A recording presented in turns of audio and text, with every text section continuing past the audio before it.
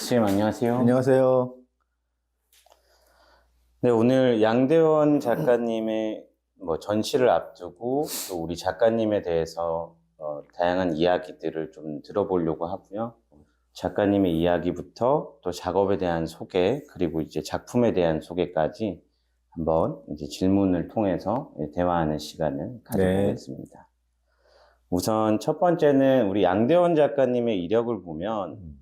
어, 사람들이 되게 궁금해하고 의아해하고 이제 가끔씩 헷갈려하는 부분이 있는데 학부를 회화과가 아니라 음. 화학과를 네. 전공하셨어요. 이제 그거에 대한 이야기를 음. 좀 음. 소개를 해주시겠어요? 그 화학과를 선택하는 건 사실은 그냥 대학을 가기 위해서. 미술은 중학교 때, 고등학교 때 미술반 활동을 했었고, 미술학원도 좀 다녔었고, 미대 입시를 위해서. 근데 좀 이제 흔한 스토리이긴 한데, 이제 아버님이 워낙 반대를 되게 많이 음, 하셨고, 근데 지금 생각해보면 그때는 그림이 좋았던 거, 그러니까 예술이라는 어떤 약간 깊이라든가 이런 거에 대해서 생각을 좀 안 했어요. 그러니까 음, 그리는 행위가 되게 좋았었고, 사실은 그런 좀 가벼운 마음으로 했던 거고, 그래서 원래는 공대를 가고 싶었었는데, 미술 활동을 계속 했었고, 중고등학교 때 대회도 많이 나갔었고, 그래가지고 수업도 많이 빠졌어요, 사실. 그러면서 공부가 이렇게 퍽 흥미롭거나 이러진 않았는데, 아무튼 뭔가 가정사 때문에 진학을 하게 됐어요. 근데 원래 아버님은 공대를 원했었는데, 이렇게 저렇게 아무튼 점수에 맞춰 가다 보니까 이공계 쪽 화학과를 선택했던 것 같아요. 선생님이 몇 학번이시죠? 8학번. 8학번. 네. 요즘 얘기하는 조상님의 조상님 이야기가 되겠네요. 그렇죠. 정치 사회적으로 되게 격변기였죠. 그러면 예술가의 길을 이제 가겠다고 결심한 시점이 있을까요? 제 나름대로는 그림의 영역과 예술의 영역이 약간은 다르다고 생각을 해요. 그래서 그 당시에는 그림 행위가 너무 좋았었고, 그래서 신입생 때 저희 학교에 이제 회화과가 있었는데 회화과 학생들이 나와서 이렇게 사생하고 이런 것들을 보면서 엄청난 질투심이 마음속에서 일어났었고, 아, 내가 왜 지금 이러고 있지? 이런 생각이 되게 많이 들었어요. 내가 좋아하는 거는 저 그림 그리는 건데, 이런 생각이 되게 많이 들었었고, 그러면서 마음속으로, 아, 그림 그리는 길로 가야 되는 거 아닌가라는, 그게 출발점이었던 것 같아요. 그렇게 해서, 1, 2학년 때도 개인 작업을 계속 했었어요. 개인 작업. 그때는 약간 이제 모사를 좀 많이 했던 것 같아요. 모사하고, 그림 그리는 방법도 몰랐고. 근데 저희 집이 그때 그 당시 마포에 살았었는데, 제가 노는 구역이 있잖아요. 그 종로 이가에서 많이 놀았었거든요. 가까워서. 근데 종로 이가 이제 인사동이 있고, 전시를 많이 보러 다니고, 그러면서 이게 어떤 마음속에 이렇게 막 뭔가 부러움, 부러움 내지는 또 특히 젊은 작가들을 봤을 때 되게, 아, 저 너무, 너무 행복하겠다 이런 생각이 굉장히 많이 들었어요. 그래서 막연하게 시작을 했던 것 같아요. 사실은 생각이 좀 확고해진 것 같아요. 군대를 가서 이런저런 책들도 좀 읽고 하면서, 아, 뭔가 내 스스로 하는 일, 내가 좋아하는 일을 해야 되겠다는 생각이 들었었고, 그것이 그림이다라는 결정을 했던 것 같아요. 그래서 제대하고 학교를 그만두고 미대를 다시 가야지. 그 당시에 그렇게 생각했어요. 근데 막상 제대하고 나 보니까 제가 미대를 다시 간다는 것들이 이렇게 쉽진 않았어요. 다시 입시를 봐야 되고 여건 자체가 쉽지가 않았었는데, 아, 그러면은 그냥 그림 그리면 안 되는 거야? 이런 생각이 들었었는데, 그 당시에 제가 루소를 되게 좋아했었는데, 루소의 생애를 이렇게 보면은 그분도 이제 정규 미술 교육을 안 받았어요. 그래서 되게 희한하다 그러면서 이제 위대한 작가들, 역사에 남은 작가들을 보니까 미대 미술을 전공 안 하는 분들이 굉장히 많더라고요. 그래서 거기서 약간 자신감을 얻었었고, 그래요. 그냥 어차피 독창적인 거를 그리는 건데 내가 그냥 할 수 있지 않을까라는 생각이 들어서 계속 학교는 다녔고 그림을 그리고 그러면서 전시를 하고 싶다라는 생각이 들어가지고 그때 아마 3학년 말쯤 된 것 같은데 가을 축제였어요. 축제 기간 동안에 강의실이 좀 비잖아요. 그래서 화학과 그 강의실 중에 하나를 이제 교수님한테 말씀드려가지고 거기서 개인전을 처음 했어요. 해외 활동 프로그램들을 굉장히 많이 참여하셨더라고요. 근데 이럭저럭 졸업하고 나서 또그 유학에 대한 갈증이 약간 생기는 거예요. 그리고 유학 갔다 온 분들 보면은, 아, 그때는 인터넷이 발전된 시대가 아니라서 오직 책으로만 볼 수 있는 시절이었었는데 책을 보면서 어떤 생각이 들었냐면 이건 지나간 거 아닌가라는 생각이 들었어요. 어차피 지나간 거고 내가 하는 건 새로운 걸 해야 되는데 그렇다면은 뭔가 나가보고 싶다라는 생각이 굉장히 많이 들었었고 그래서 그때부터 그 해외 레지던시 프로그램에 지원을 좀 많이 하게 됐어요. 그러면서 처음 가게 된 게 이제 대학원 졸업하고 1년인가 2년 있다가 이제 대만 국제 레지던시 프로그램에 참석하게 됐는데 이제 그때 이제 새로운 약간 세계를 보게 된 것 같아요. 외국 작가들도 많이 있었고 그래서 작가라는 게 어떤 마음을 가져야 되고 물론 거기에 온 모든 작가들이 다 뭐 모범이 되진 않았지만 그래도 그 분위기라든가 어떤 것들이 내가 어떻게 작업을 해놔야 되겠다라는 생각들이 좀 들었었고 그래서 그 이후로 뭐 대만 갔다 오고 그다음에 또 프랑스에 1년 정도 레지던시 갔다 오고 또 그 후에 인도에 레지던시 갔다 오고 뭐 그 정도예요. 그리고 그 당시에는 유럽이나 인도 이런 쪽에 좀 관심이 많았어요. 그리고 제가 그리는 작업들이 그 당시에는 부자를 위한 예술가라기보다 그렇게 말하긴 좀 뭐한데 뭔가 재력적으로나 권력적으로나 힘이 없는 자들을 대변할 수 있는 어떤 게 되지 않을까라는 생각이 들어서 인도라는 부분들이 저한테 굉장히 많이 와 닿았었고 그리고 우리가 뭐 죽음이라든가 이런 것들을 생각했을 때 가장 대표적으로 떠오르는 나라가 인도였던 것 같아요. 삶과 죽음의 어떤 경계선상에 있는 나라인 것 같이 저한테 인식이 됐었고 또 유럽 같은 경우는 미술의 태생지였고 아직 세 군데죠. 그래서 기간은 좀 길었어요. 총합하면 한 2년 정도 된 것 같아요. 그래서 좀 그런 유학이라든가 어떤 그런 거에 대한 갈증들을 좀 풀게 되는 계기가 돼서 그 후로는 그냥 한국에서 작업을 계속하고 있죠. 이번에 선생님이랑 대화하면서 느껴지지만 선생님이 좋아하시는 다른 예술가분들, 이제 그런 분들의 뭐 좀 본받는 지점들을 좀 책으로 많이 좀 소통을 하시는 것 같은데, 혹시 선생님이 생각하시는 이제 정말 좀 좋은 예술가, 나한테 맞는 어떤 부분들이 각자 예술가들이 조금씩 가지고 있기 때문에 그런 것들을 받아들여서 믹싱을 해서 새로운 어떤 세계를 만드는 것이 예술가라고 생각을 하거든요. 그러니까 애초에 출발 지점은 완전히 새로운 건 없다고 생각이 들어요. 완전히 새로운 건 종교적으로 보면은 뭐 기독교에서 말하는 천지창조가 시작이었겠죠. 근데 그 후로 그런 것들에 대한 재현이 시작이었고 미술이라는 거는 그 후에 지금에 와서는 개념까지 들어갔지만 근데 개념이라는 것도 사실은 재현 안에 있는 내용일 뿐인 거지 결국은 어떤 부분들을 개념 미술도 재현한다고 생각이 들어요. 그래서 예술이라는 부분들이 사실은 아직도 나한테는 퀘션 마크로 남아 있고 그래서 그것들을 뭐 가끔 인터뷰하다 보면 이제 어떤 예술가들한테 뭐 영향을 받았냐 뭐 했냐 이제 하고 또 평론 받으면은 양대원 작품은 뭐 어떤 요소들이 있어서 그 작가랑 비슷한 어떤 거기 계류 아닌가 뭐 이런 것 얘기를 해요. 그런데 각자 평론가마다 달라요, 그것들은. 그래서 저는 지금은 사실은 그냥 양대원이라는 작가의 예술을 하고 있다라고 생각을 해요. 뭐 어떤 영향을 사실 받고 싶지도 않고 주고 싶지도 않아요.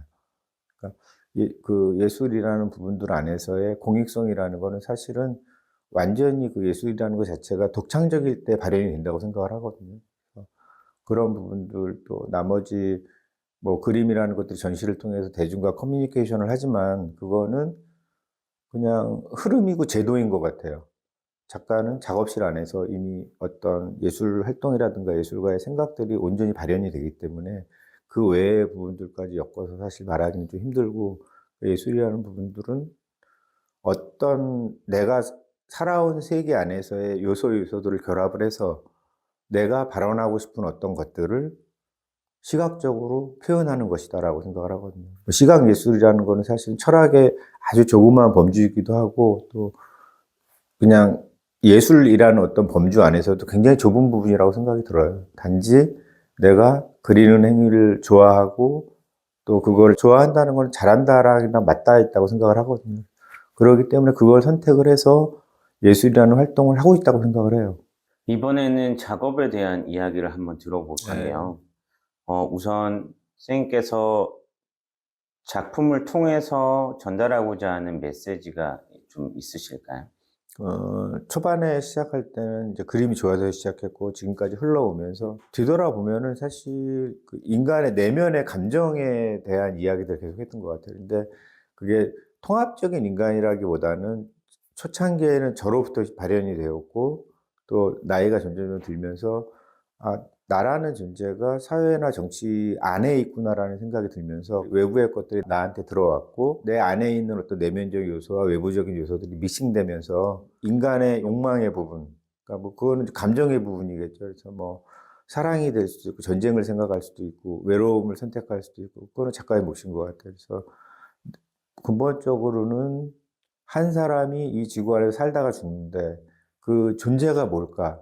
그거에 대한 질문에서 시작을 한 것 같아요. 선생님 작품이나 작업에 보면 그런 이야기들 전개함에 있어서 동그린이 네. 등장하잖아요. 근데 그 동그린이 이제 나오기까지 유래라는 뭔가 어떤 사건이나 이런 생각이 있을까요?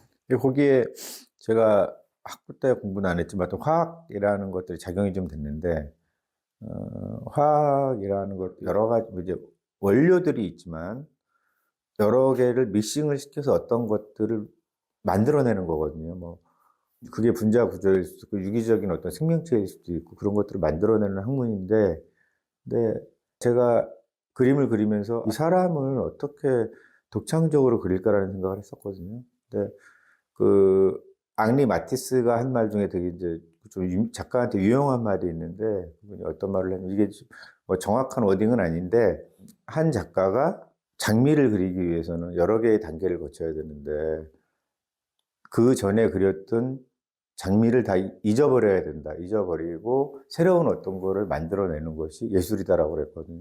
비슷한 내용일 거예요, 아마.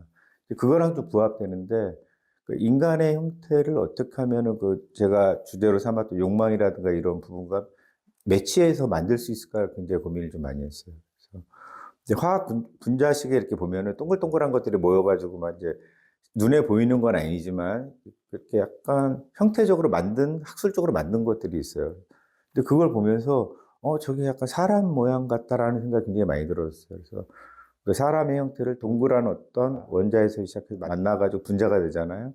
그렇게 모여서 어떤 풍선 인간을 만들어 볼까 해서 동글동글하게 모인 것들을 사람의 형태로 조금 조금씩 다듬어서 지금의 형태들이 나온 것 같아요.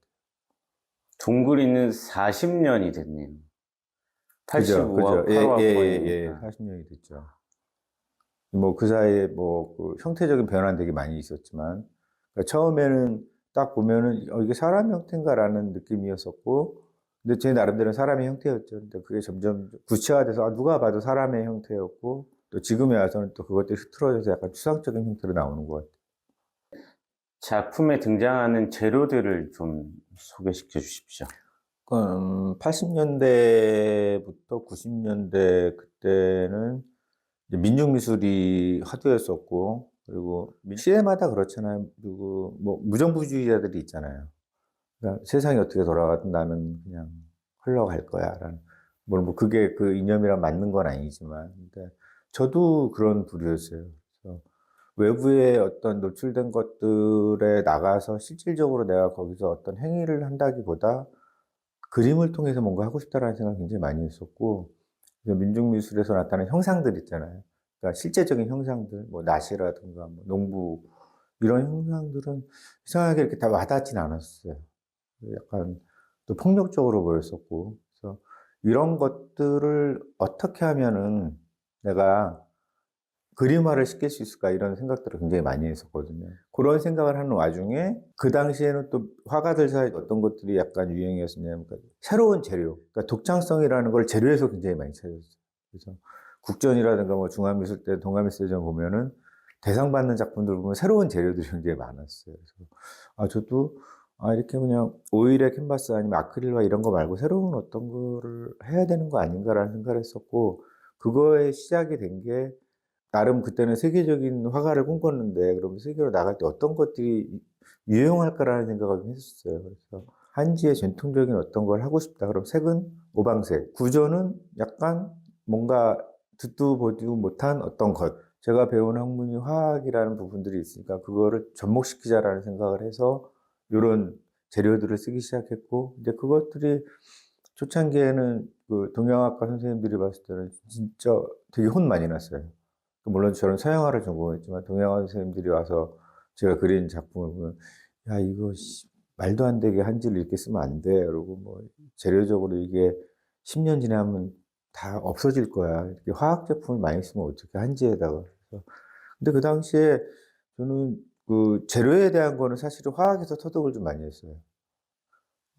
제일 안 썩는 게 사실 플라스틱 아닌가 이런 생각도 했었고, 그러면은 그 순수하고 결정적인 어떤 동양화에서 말하는 재료학, 또 서양화에서 말하는 재료학 같은 것들은 순수함을 의미하거든요. 순수한 어떤 재료를 가지고 했던 것들을 의미하는데, 아니 이미 세상이 오염되고 모든 것들이 다 MSG화 됐는데 그런 것들이 살아남을 수 있을까라는 생각, 약간 의문점이 들었었고, 또 반대로 약간 그거에 대한 반감으로 어떤 생각이 들었냐면, 아니야, 재료를 내가 내 마음대로 쓸 거야 라는 생각이 그때 약간 확고하게 굳어졌고, 내 생각을 전달하는 매개체인 거지, 재료. 재료가 어떤 예술 작품이 될 수는 없다고 생각이 들어요. 내가 표현하고자 하는 어떤 생각을 독창적으로 표현하는데, 그거에 대한 수단으로서의 재료를 이제 개발하고 만들고, 사람들이 내 작품을 봤을 때, 이거 어떻게 한 거지라는 약간 퀘션 마크를 갖게끔 만들고 싶어서 재료에 대한 연구들을 좀 많이 했던 것 같아요. 이번에 작업에 대한 소개로 이제 마지막 이제 작업 과정을 사람들이 굉장히 궁금해 하더라고요.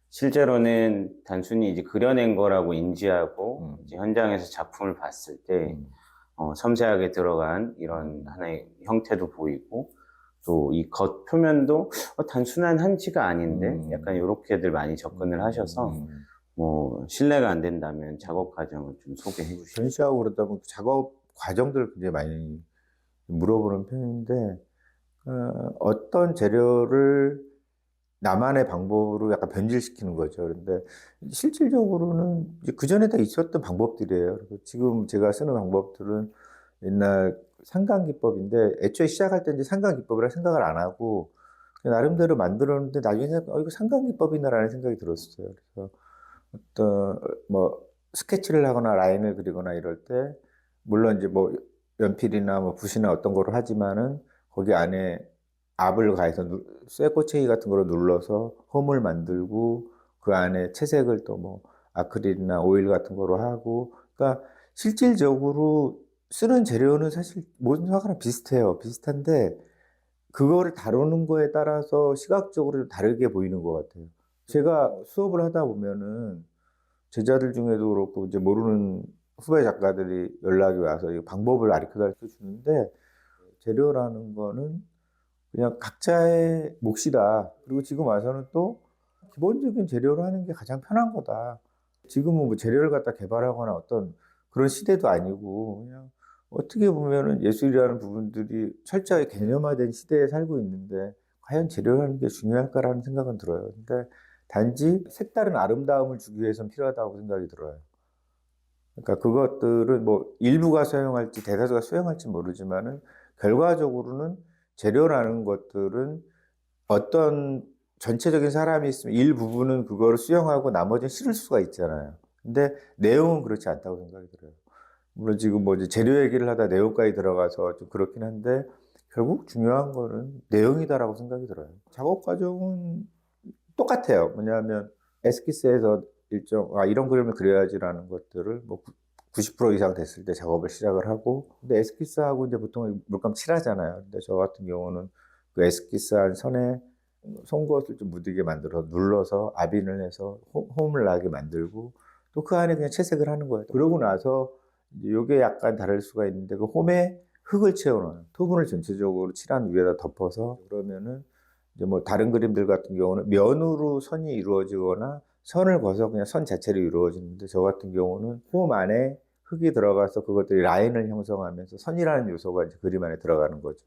그리고 칠한 부분들은 면이라는 요소들이 들어가고. 그래서 다른 작품들은 조금 다른 거는 그런 요소인 것 같아요. 그러니까 재료를 다룰 때 뭔가 이제 서양화에서 말하면 마테리얼을 주거나, 아니면 최대한 얇게 발라서 뭔가 재료 본성이 어떤 것들을 표현하거나 이런데 저 같은 경우는 동양화적인 어떤 느낌과 서양화적인 어떤 느낌들이 약간 믹싱된 것 같아요.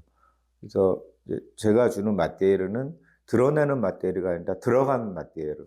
또 동양화에서 말하는 뭔가 여백이 있는 그림, 그리고 동양화에서 말하는 색감 이런 것들을 취하는 거예요. 그래서 결과적으로는 제가 그 재료를 통해서 획득하고 싶었던 게 그 동양과 서양의 어떤 믹싱이 아니었나 지금 생각해 보면 그래요.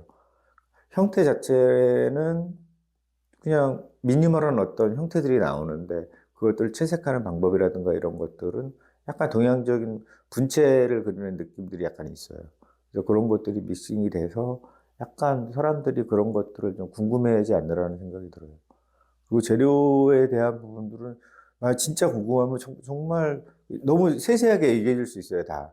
근데 그 부분들은 사실은 중간중간 다 감이기 때문에 그 요리 잘하는 분들 그런 거 있잖아요. 그림 하나 할 때마다 약간씩 조금씩 달라져요. 그러니까 어떤 색감을 더 많이 넣고 적고 흙을 더 많이 쓰고 적고 이것들을 일괄적으로 계량화해서 재료라는 부분들을 얘기하기는 조금 힘들다고 생각이 들어요.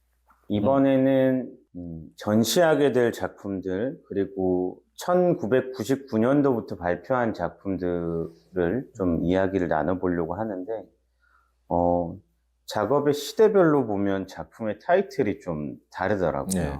되돌아봤을 때, 요때의 작품은 요런 타이틀이었구나. 그런 지금 변천사, 이런 게 어떤 이유로 그렇게 된 건지에 대한. 그 작품 주제는 애초에 제가 그림 그릴 때 내 일대기를 어떤 스토리를 가지고 소설화해야 되겠다라는 생각이 들었어요. 그래서 내가 살아가는 시대의 어떤 화두 아니면 주제 이걸 정해서 계속 개인전을 하면서 흐름을 가지고 가야 되겠다는 생각을 했었고 초창기 작업의 주제는 섬이었었거든요. 섬이라는 것이 그냥 뭐 작업실일 수도 있고 나일 수도 있고 또 뭐 그러니까 지역색을 띌 수도 있는 거고 아니면은 그냥 개념적인 거일 수도 있거든요.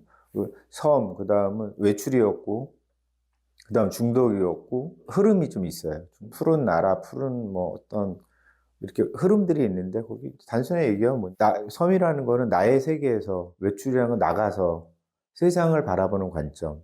그래서 지금 현재는 작품 주제가 이제 사랑이라는 부분까지 와 있는데 지금 이제 사랑이라고 얘기하는 부분들은 돈에 대한 얘기예요. 돈을 사랑하는 사람들. 근데 그게 긍정적인 건 부정적인 건 간에 상관없이 시대의 흐름이 그러니까 그 시대의 흐름에 맞춰서 전시 주제가 나오는 것들이고 그래서 지금은 뭐 장편 소설로 따지면은 한 반 정도 그리지 않았을까라는 생각이 들어요. 그래서 결론은 이제 모르지 어떻게 될지는. 근데 아무튼 그 시대상에 맞는 것, 그 뭐 아프가니스탄 전쟁 났을 땐 또 전쟁에 대한 그림들이 좀 있었고, 그래서 뭐 아까 초창기에 얘기했듯이 외부의 상황들이 나한테 들어와서 그것들을 내 언어로 전시를 통해서 이야기한다는 것. 그런 흐름들을 가지고 있어요. 90년대에서 2000년 초반 작업들을 보면, 뭐, 인두질 작업이 또 나오고, 또 공통된 배경색, 일종의 황토색처럼 느낌이 나오는데, 또 이런 특징들이 그때 나왔던 이유들이 있을까요? 그림을 그리고자 하는 화판이라든가 화면의 하나가 하나의 세계라고 생각을 하거든요. 그래서 그 당시에 상정했던 것들은 대지예요. 우리가 살아가는 땅이고 그 땅에서 벌어지는 일들을 그리는 거잖아요. 그래서 초창기 90년대 이제 인두질을 했던 거는 어떤 상상을 했었냐면 대지에서 불이 나는 거예요. 또 미국 같은 데서 이제 큰 불들이 굉장히 많이 나잖아요. 자연적으로. 그러면 그것들을 이렇게 인공위성에서 찍은 것도 사진을 봤을 때 저거를 표현하고 싶다라는 생각이 굉장히 많이 들었어요. 그래서 그 자연 안에서 사람이 설사 아무도 죽지 않았어도 그 자체가 굉장히 슬픈 일이잖아요. 그래서 그런 것들을 태우는 어떤 거로 작업을 하고 싶다. 그런 의미에서 인두질 작업을 시작했던 것 같아요. 2000년 중반에 뭐 세상이 준 고행, 그리고 푸른 노동과 같은 작품들이 등장하잖아요. 네. 이제 그때 뭐 어떤 이 등장하는 사건들이 있을까요? 그때 이제 세계적으로 큰일이 있었는데 그 아프가니스탄 전쟁이 있었어요. 그래서 물론 지금도 마찬가지지만 종교 전쟁이잖아요. 그쪽에서 벌어지는 일들은. 근데 실질적으로 종교 전쟁이라는 거는 생각해 보면은 그냥 빌미고 실질적으로는 석유 전쟁이었었잖아요. 알고 보니까. 근데 그때 아프가니스탄 전쟁 때 연합군이라 그래가지고 뭐 유럽, 미국 뭐 다 앞에서 어떤 나라를 진짜 그러니까 죽이러 가는 거예요. 근데 거기서 저는 선과 악을 가르고 싶은 건 아니고 진짜 이래도 되나 이런 생각이 굉장히 많이 들었어요.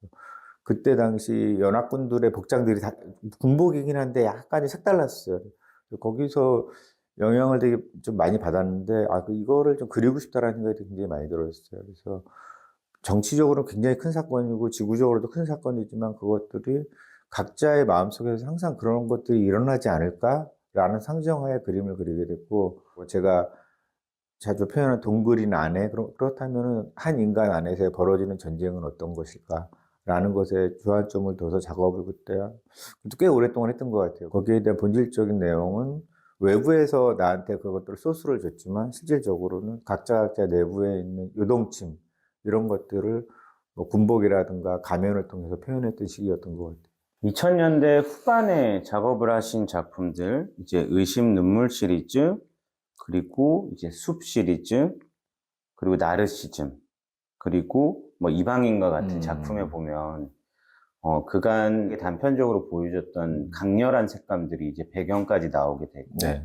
이제 그렇게 좀 변화가 있었던 것으로 보이는데 이런 변화에 대한 건 어떤 것을 좀 표현하고 싶었던 이제 건가요? 대표적으로 그 주제를 삼은 게 의심이었었는데 출발 지점은 내가 이렇게 살아도 되나 약간 이런 거였었고 그림 그리고 삶은 너무 좋은데 세상 속에 있는 이런 삶이 과연 맞는 건가 약간 이런 생각이 굉장히 많이 들었어요. 너무 이기적으로 사는 거 아니야 이런 생각도 굉장히 많이 들었었고 그래서 거기에서 말하는 의심이라는 거는 세상에 대한 의심이기도 하지만 더 많은 부분을 차지하는 게 나에 대한 의심이었어요.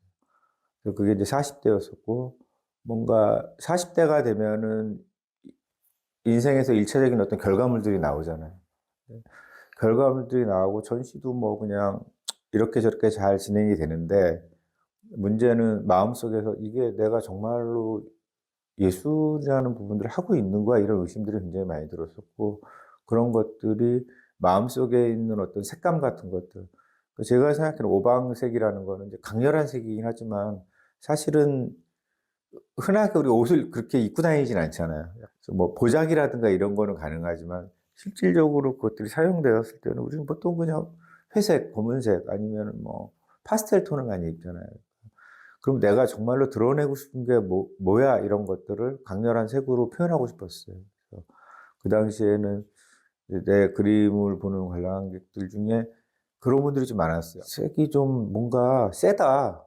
그리고 약간 저는 기독교인인데도 무당집 약간 이런 얘기도 굉장히 많이 들었었고 한데 그 당시에 저의 마음속의 색감이 그런 거였던 것 같아요. 그러니까 뭔가 마음속에 항상 어떤 게 있었냐면 날 것들이 계속 있는 거예요. 날 것들이 있고 이것들을 어떻게 소화하지를 못하고 계속 마음속에서 흔들리고 내가 정말로 잘 살고 있는 거야. 아직도 예술가로 살고 있는데 공익적인 차원에서의 어떤 것들도 포함이 돼 있는 거야. 너무 개인적인 거야. 또 이런 갈등들이 의심이라는 주제로 표출됐던 것 같아요. 2000년대 후반에서 2010년대 작업들 보면 그 동그린 외에 이제 어항이 등장하더라고요. 네. 그 어항이 상징하는 어떤 이야기가 또 있나요? 어항 속의 물고기들을 우리가 많이 보잖아요. 제가 좀 어렸을 때는 어항 키우는 집이 좀 있었어요. 부잣집들에서 이제 그렇게 좀 했었는데, 친구들이 놀러 갔는데, 어항 속에 있는 물고기를 봤는데, 두 마리가 있었는데, 너무 외로워 보이는 거야, 그게. 진짜 노는 것도 아니고, 그냥 다 다른 삶이야, 그 안에서 보니까. 나머지 구조물도 인공물들이고. 그래서 뭔가 쎄한 느낌이 들었었는데, 약간 그러니까 왜라는 생각이 굉장히 많이 들었어요. 근데 그 시간이 지나고 나서 내가 이 세상 안에서 있는 나를 생각할 때 그 이미지가 떠올랐어요. 어항이라는 건 상징적으로 우리가 사는 세계를 의미하거든요. 좁은 의미에서는 지구를 의미하는 거고, 조금 더 넓게 말하면 우주를 얘기하는 거고, 더 넓게 말하면 한 개인의 내면이겠죠. 그런 거에 대한 상징으로 둥근 어항을 선택을 했고, 제가 만든 캐릭터의 동그린이 그 안에서 외롭게 혼자 있거나, 뭐, 고독감을 가지고 있거나, 분노에 차 있거나, 어떤 이런 것들을 표현하는 시기였던 것 같아요. 아마 그때가 40대 후반 정도 됐는데 보통 사람들이 50대가 되는 거에 대한 두려움이 있잖아요. 저도 약간 그게 있었던 것 같아요. 그래서 40대를 이렇게 지나가도 돼? 약간 그런 무력감 같은 것도 살짝 있었고 그림 그리는 행위들이 정말로 쉽진 않구나라는 생각이 들었었고, 내가 이제 예술가가 돼야 되라는 순간부터 되게 좀 정신적으로 좀 힘들었던 것 같아요. 이것들을 정리하는 과정에서 정말로 이 세상에는 나 혼자 있는 존재가 아닌가라는 생각이 들어서 어항을 촬영을 많이 했고, 그걸 하면서 또 모든 사람들이 다 이렇게 살 거야라는 위안감도 되게 많이 얻었어. 2010년대 작업들 보면 뭐 뷰렛 그리고 왕의 초상 시리즈 배경색이 굉장히 절제가 되고 그리고 동굴인의 형상 자체가 또 다른 형태로 보여지기 시작했는데 요거는 어떤 이야기를 좀 전개를 바꾸기 위함인가요? 오방색의 컬러를 쓰다가 2012년도에 제가 이제 프랑스 레이던시를 1년간 갔다 왔는데, 그때 갈 때 이제 어떤 재료도 가져가지 않았어요. 뭔가 돌파하고 싶다라는 생각이 굉장히 많이 들었었고, 그래서 뭐 학교 강의라든가 어떤 일들을 다 뒤로 미루고 집안 식구들이 모두 다 갔었고, 마치 이민 가는 마음으로 갔었고, 약간 시골에 있는 레이던시였거든요. 그래서 가서 있는데 뭔가 그림은 그려야 되고, 이제 레이던시 끝날 때 개인전을 해야 됐었거든요. 근데 재료가 없는 거예요. 그래서 재료를 이제 부탁을 했는데 좀 시간이 걸린다는 거야. 그래서 그 사이에 그들이 이렇게 사용하던 검은색 페인트가 있었어요. 그걸로 그림을 그렸거든요. 자화상이었으면 첫 그림을 그리고 어떤 생각을 했냐면, 내가 여태까지 이렇게 분화된 색감의 어떤 것들을 오방색이라면 5가지 색깔의 강렬한 색깔을 그렸는데 이 색을 다 섞으면 검은색 아니야. 그런 생각이 그냥 약간 들었어요. 그래서 그러면 이거를 총체적으로 믹싱해서 뭔가 내가 이미지를 만들어내고 싶다. 그래서 뭔가 진짜 이야기하고 싶다. 뭐 전시를 통해서겠죠, 물론. 내 생각을 이야기하고 싶다라는 데서 시작이 됐었고, 심플하게 말해서는 재료가 없어서 검은색을 시작을 했지만 그런 것들이 그전 작업과 맞닿아서 뭔가 그것들이 통합적인 어떤 의미를 부여를 했고, 거기서 또 외국이다 보니까 불어는 사용하기가 되게 어렵잖아요. 그때부터 글자 그림이 나오기 시작했고, 또 약간 화이트 계열의 배경들이 나오게 됐는데, 내가 좋아하는 그 백자가 있거든요. 백자의 색감이라는 것들이 있어요. 중학교 때 호암미술관 가서 본 그 다랑아리의 색감이 너무 아름다웠었거든요. 그래서 배경을 그거로 하고 싶다라는 생각이 들었었고, 그래서 그거를 최대한 나타내기 위해서 노력을 했고, 그 안에는 또 호암미술관에서 본 옛날 고미술 중에 서예 작품 중에 근사한 것들, 내 그림을 뭔가 동양적인 어떤 마치 서예 같은 느낌의 그림을 그리고 싶다라는 막연한 생각을 했었어요. 이런 것들이 뭔가 나랑 맞지 않을까 해서 시작을 했었고, 또 옛날 서예들은 한글은 별로 없었잖아요. 한문이 뜻글자였었고, 그래서 뭐 처음에는 사랑애자라는 그림부터 시작했는데, 사랑애자라는 이미지를 가지고 형상을 만들고, 그때는 검은색과 흰색 배경이 있었고, 그림을 그 후로 한 10년 정도 작업을 했던 것 같아요. 그리고 동굴인도 이제 문자와 합성이 되면서 네, 그것도 그런 시기였던 것 같아요, 그때가. 2020년대 작품들 보면서 이제 동굴인이 눈물 모습이 많이 띄더라고요. 이제 작품 이야기를 보면 눈물의 왕, 생, 그런 눈물의 왕 슬픔, 그 이후 작업들도 그런 형상을 갖추게 됐는데, 뭐 그렇게 표현하고자 하는 또 메시지가 있을까요? 제가 눈물이라는 주제라기보다 이제 소재겠죠.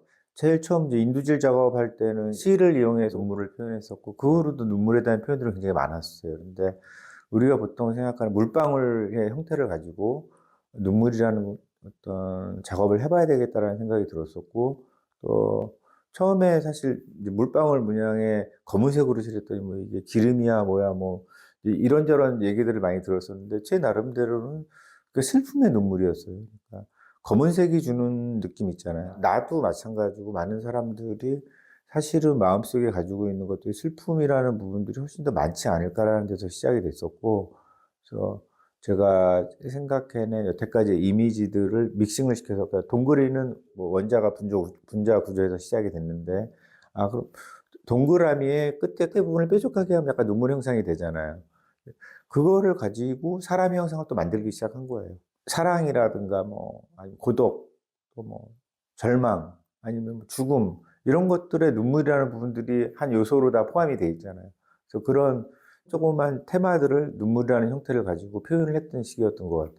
이번 질문은 2020년대 작품 타이틀에 이제 사랑이라는 타이틀이 이제 본격적으로 많이 나오기 시작했는데, 이제 여기에서 등장하는 사랑과 또 과거에 등장했던 사랑, 요거에 대한 타이틀의 뭔가 정의가 조금 주제가 다를까요? 이제 사랑이라는 테마로 내면에 일어나는 감정들에 대해서 그림을 그리는 사람이니까 사랑에 대한 소재를 많이 선택을 했었어요. 뭐 30대 때나 40대 때 의미했던 사랑은 사람 간의 관계에 대한 사랑이었던 것 같아요. 그래서 그러니까 사랑의 의미를 이렇게 약간은 어떻게 보면은 주관적으로 생각한 그냥 뭐 육체적인 사랑일 수도 있고 정신적인 사랑일 수도 있고 그런 것들을 표현했다면 지금 사랑을 가지고 몇 번 이제 개인전을 했는데 그 테마가 의미하는 거는 조금 다른데 이 시대 사람들이 정말로 사랑하는 게 뭘까라는 질문에서 시작이 된 거거든요. 내가 지금 이 2025년을 살고 있는데 지금 사랑이라는 테마로 그림을 그린다면 어떤 걸 그릴까? 근데 제일 처음에 사실은 떠오른 게 동전이었어요. 돈이었었는데 동그린의 어떤 형태적인 변화도 이때 이제 가장 많이 온 것 같은데 그러면은 내가 생각하는 돈을 어떻게 표현해야 되지? 그럼 이것도 어차피 내가 만들어낸 인간형인 동그린에 매칭을 시키고 싶다라는 생각이 들었었고 약간은 이제 추상화되어지는 단계인 것 같아요. 그래서 동그란 이미지들을 이제 이때부터 금색이 들어가기 시작했고 금색의 동그란 이미지들이 지금 들어간 것들은 그냥 동전이라고 생각하시면 돼요. 애초에 내가 생각했던 것들은 사랑이라는 것들이 그 이전에 사람을 향했던 것들이 왜 물질화되지 돈을 더 사랑하게 됐지라는 궁금증이 생기는 거예요. 근데 자본주의의 그게 한계겠죠. 근데 어떤 이즘을 가지고 있던 거는 이즘이라는 거는 바뀌어야 된다는 숙명을 가지고 있잖아요. 어차피 혁명을 통해서 혁신을 통해서 바뀌는데 과연 이 돈이라는 부분도 바뀔까? 그래서 지금 돈을 사랑하는 사람을 그리는 거거든요. 수상적으로. 근데 그것들이 돈을 사랑하기 때문에 진짜 놀부 같은 막 뭐 뭔가 부정적인 아니면 뭐 종교적으로는 가서 기도하는데 돈을 많이 벌게 해주세요. 로또 맞게 해주세요. 어떤 이런 의미는 아니고 돈의 본질이 뭘까라는 생각에서 시작이 된 거예요. 그래서 돈이라는 것들이 내 뇌를 지배했을 때 벌어지는 일들 또 그런 것들을 나는 전시를 통해서 사람과 좀 소통하고 싶다라는 생각이 들어요. 그래서 아직도 돈에 대한 생각을 굉장히 많이 하고 있고 또 뭐 유튜브라든가 SNS나 책을 통해서 진짜 돈의 흐름이라는 게 뭘까를 이렇게 좀 약간은 공부를 하게 됐는데 내가 지금 현재 내린 결론은 허상이구나라는 생각이 굉장히 많이 들었어요. 돈이라는 건 허상인데 옛날에 말했던 사랑이라는 어떤 본질적인 개념에서 아니면 신이 우리한테 주었던 사랑이라든가 이런 부분에서 이제 신이 없어지는 단계가 된 거죠.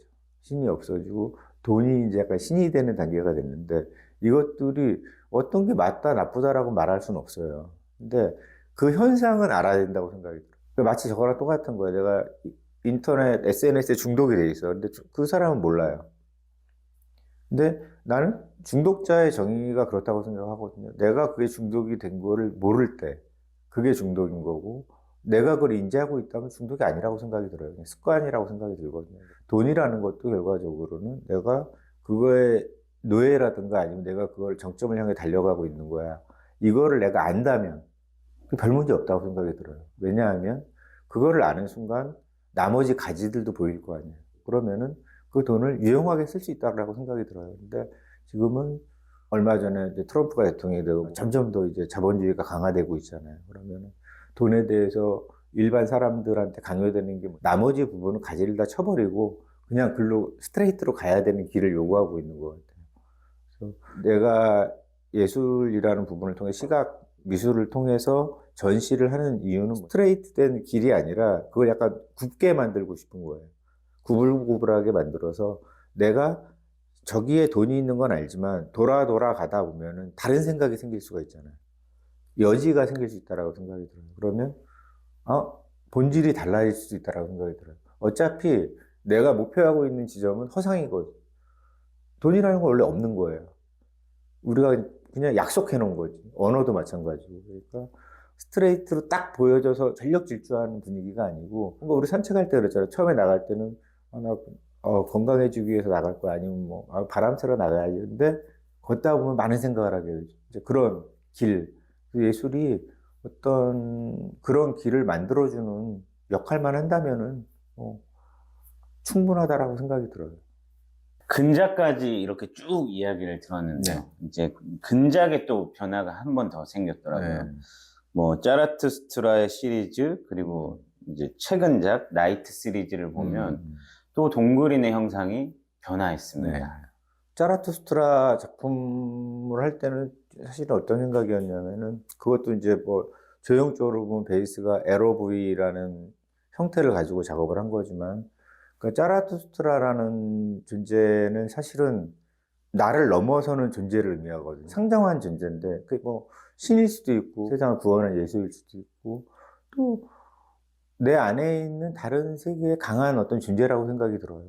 그래서 저 이제 50대가 되고 뭔가 내가 여태까지 구현했던 조형적인 방법이라든가 재료적인 거라든가 내용적인 것들을 갖다가 함축적으로 이해하기 싶다라는 데서 시작이 됐어요. 그래서 제가 뭐 짜라투스트라는 이렇게 말했다라는 책을 되게 좋아하는데 성경을 베이스로 하면 좀 또 쉬워요. 근데 저는 이제 책을 볼 때 그러니까 그러니까 뭐 유튜브에 설명해 주거나 어떤 것들을 듣지 않고 일단은 읽거든요. 근데 되게 어려웠어요.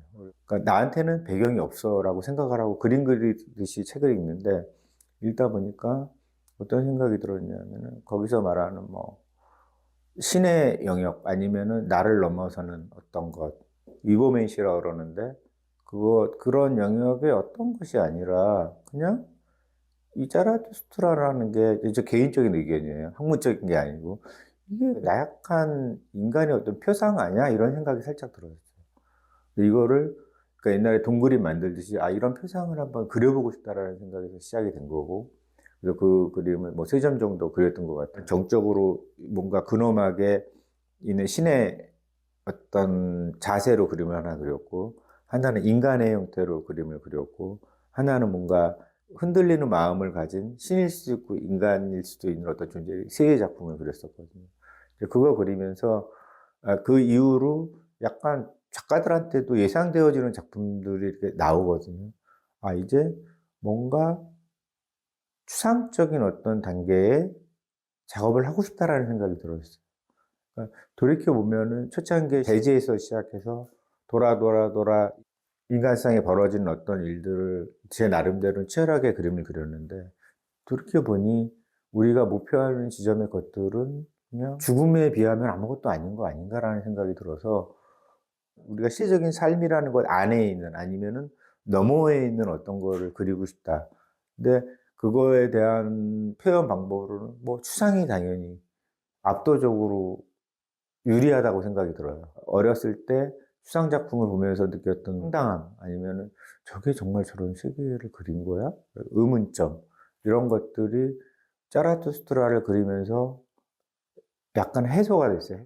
이제는 그리고 싶다라는 생각이 들었어요. 그리고 그 검은색이 의미하는 것 안에 가짜가 아닌, 저 안에 세계가 있는 거야라는 것들이 나한테 믿음을 줬을 때 그 나이트라는 작업들이 시작이 된 것 같아요. 그래서 좀 어찌 보면은 짜라투스라를 그리면서 나중에 생각하면 그 그림이 굉장히 나한테 어떤 선을 넘는 작품이 되지 않을까라는 생각이 들어요.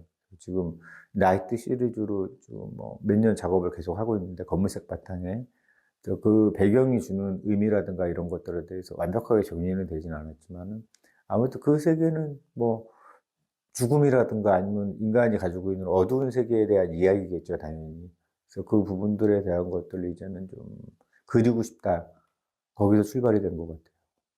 그러면 향후 활동을 하실 때 이제 표현의 방향성은 말씀하셨던 이제 추상적 표현으로 흘러가는 걸까요? 글쎄, 뭐, 그거를 확신할 수는 없죠. 그러니까 제가 생각하는 세상은 항상 오늘이라고 생각이 들거든요. 그러니까 과거는 지나간 것이고, 미래는 없는 것이고, 항상 그냥 지금이라고 생각이 들어요. 지금까지 표현했던 구체적인 형태를 가진 어떤 것들이라든가, 색감이라든가 이런 것들이 과연 맞았나라는 생각이 들어요. 그 이후의 것들은 어떤 것일까 생각해 보면은 사람은 항상 죽음이라는 부분들에 대해서 인지는 하고 있잖아요. 근데 그거에 대한 실체는 모르잖아요. 그래서 그거를 실체를 모르기 때문에 두려워하는 거겠죠. 그 세계에 대한 것들을 이제는 좀 그리고 싶다라는 열망이 생겼고, 그래서 그거를 그리는데 아마 집중을 할 것 같아요. 하고 뭐 나머지는 전시를 통해서 사람들과 공익적인 어떤 부분들도 함께 나누고 싶다라는 생각이 들어요. 지금까지 이렇게 오랜 시간 또 진솔하게 작업에 대한 이야기 또 나눠주셔서 진심으로 감사드립니다. 아우, 저도 고마워요. 저도 제 나름대로 정리하는 시간이 됐어요. 또 그 놓쳤던 부분들에 대한 생각들도 좀 나는 게 많아가지고, 그러니까 그동안 사실 인터뷰는 이렇게 파편적으로 인터뷰 좀 했었는데, 이렇게 초창기 작업부터 쭉 이야기하다 보니까 또 새로운 생각도 되게 많이 들고, 저한테는 굉장히 좀 유익한 인터뷰였던 것 같아요. 그래서 제가 감사드립니다. 네. 현재 2025년인데 1999년부터 이제 하신 작품들을 통해서 지금까지의 서사를 함께 이야기 나누면서 양대원이라는 작가의 이야기를 또 알아볼 수 있는 시간이었던 것 같습니다. 앞으로도 양대원 작가님의 향후의 서사도 많은 관심 부탁드립니다. 감사합니다. 고맙습니다.